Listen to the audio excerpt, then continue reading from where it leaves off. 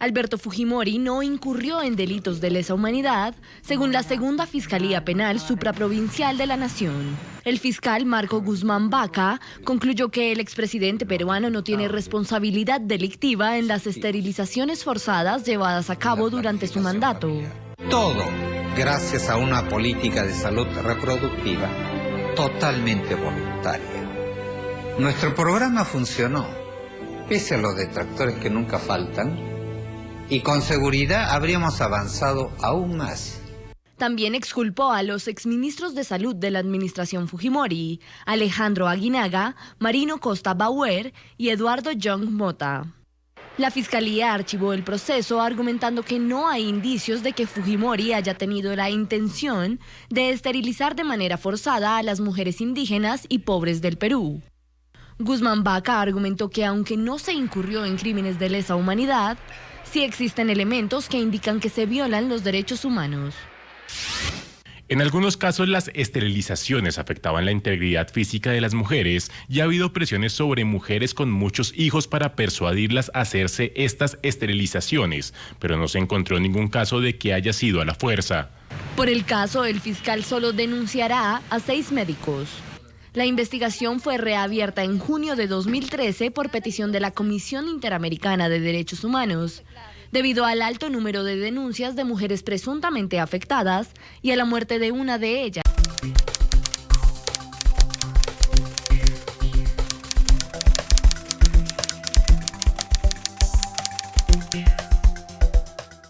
Es importantísimo que un país tenga políticas de salud sexual y reproductiva y de planificación familiar.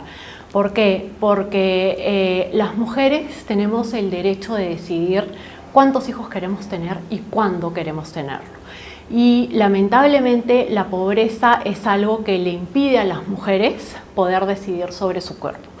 Si el Ministerio de Salud o cualquier organismo provee métodos anticonceptivos de manera gratuita, eso rompe la brecha de desigualdad que existe entre las mujeres de los quintiles más pobres y las mujeres de los quintiles más ricos. Yo puedo ir a una farmacia y conseguir un método anticonceptivo y regular mi fertilidad, pero una mujer que vive en un asentamiento humano en la periferia de Lima o que vive en el campo, en Puno, no tiene esa posibilidad.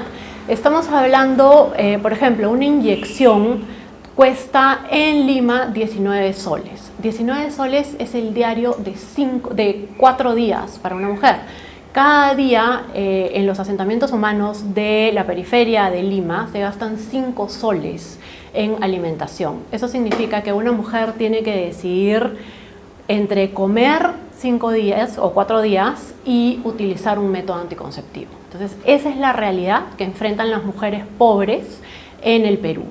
Y uno de los grandes problemas que tenemos además es que una mujer que tiene 8 hijos es incapaz de escapar de una trampa de pobreza. Porque los hijos requieren no solamente alimentación, educación y salud, requieren además cuidado. Entonces una mujer con un gran número de hijos no puede dedicarse a trabajar para traer ingresos a su hogar.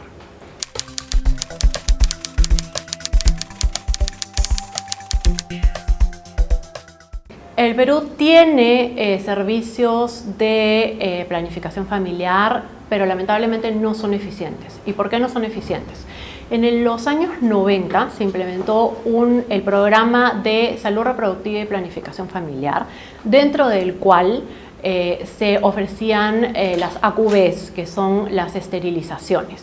Ese programa lo que hizo fue brindar todos los métodos anticonceptivos que estaban en el mercado en ese momento y además especializó a los médicos en los temas de salud reproductiva. Cuando se cancela el programa a la caída del régimen fujimorista, se desarticula completamente el programa. Entonces, ¿qué es lo que tienes? Surgió además un temor de los médicos de proveer esterilizaciones por las repercusiones que eso podía tener. Y hubo una disminución en el presupuesto para la compra de métodos anticonceptivos. Por eso es que una de las consecuencias de la cancelación del programa fue el aumento en la fertilidad en el caso del Perú.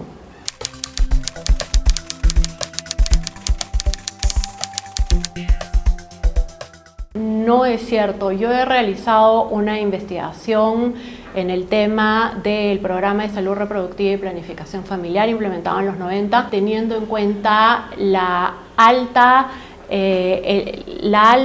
mortalidad materna que tenía el Perú en ese momento, la tasa de mortalidad materna, la tasa de mortalidad infantil y además la necesidad insatisfecha.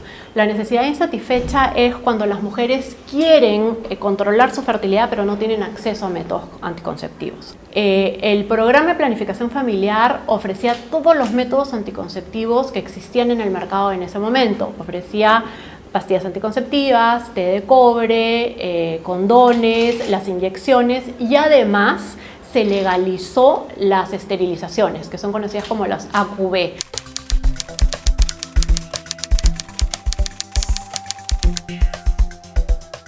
Sí es cierto y está documentado por la Defensoría del Pueblo que durante la implementación del programa hubieron cerca de 150 casos documentados en los que se sometió a mujeres a esterilizaciones sin el debido consentimiento.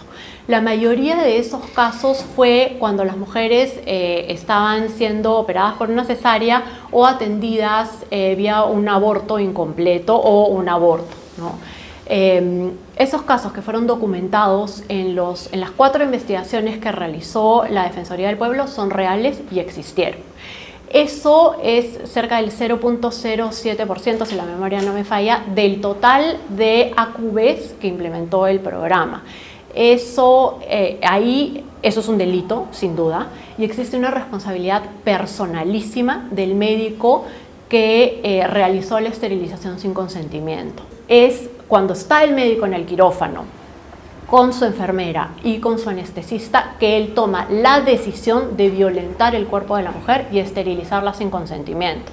Pero además es importante resaltar que esta es una política que venía implementándose desde muchísimos años atrás. Dentro de la investigación que yo realicé sobre este programa, yo entrevistaba a varios médicos.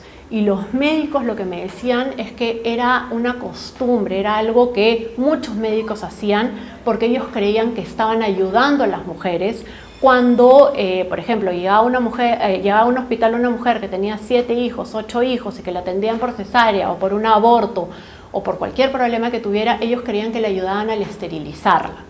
Entonces, esto es algo que venía sucediendo y forma parte de la debilidad institucional que tenemos que enfrentar en el país. Eso por un lado. Y por otro lado, el mayor error que tuvo el programa es no investigar a los médicos. Una vez que comienzan a surgir las denuncias, esos médicos debieron haber pasado por un proceso administrativo y además un proceso judicial de determinarse responsabilidades. Un caso emblemático es el de Mamerita Mestanza. Mamerita Mestanza era una mujer de 33 años que tiene 7 hijos, vive en extrema pobreza en la sierra y llega convencida por las personas a someterse a una esterilización. Mamerita Mestanza firma un consentimiento informado diciendo yo quiero, ¿no? ¿Qué es lo que sucede? Se hace la operación y a Mamerita se le da de alta. Mamerita cuando es dada de alta tenía dolores de cabeza y tenía náuseas, lo que significa que había un problema con la cirugía. Los médicos no respetaron el protocolo postoperatorio, la dan de alta, Mamerita se va a su casa, tiene hemorragias, está en la cama, el marido va a buscar a los médicos, sostiene que los médicos no lo reciben y Mamerita muere. Muere por la debilidad del Ministerio de Salud, por una mala atención, por no seguir un proceso postoperatorio adecuado. No muere por el programa de salud reproductiva y planificación familiar, muere por la mala atención médica. Y luego, cuando los deudos deben ser resarcidos, no lo son. Y no lo son porque el Poder Judicial les impide el acceso a la justicia por proteger a los médicos. Ese es el caso emblemático. Luego hay cerca de 30 denuncias, entra la Defensoría del Pueblo y la Defensoría del Pueblo hace 4 investigaciones. ¿Qué es lo que sucede después? A partir del año 2002-2003, y haciendo un análisis de economía política, la izquierda y las ONGs feministas se agrupan con los conservadores, con la derecha conservadora, liderada por Luis Solari y por Fernando Carbone, que eran los ministros de salud del momento, y surge este mito de las 200.000 esterilizaciones forzadas. No existe evidencia que hayan sido 200.000 esterilizaciones forzadas.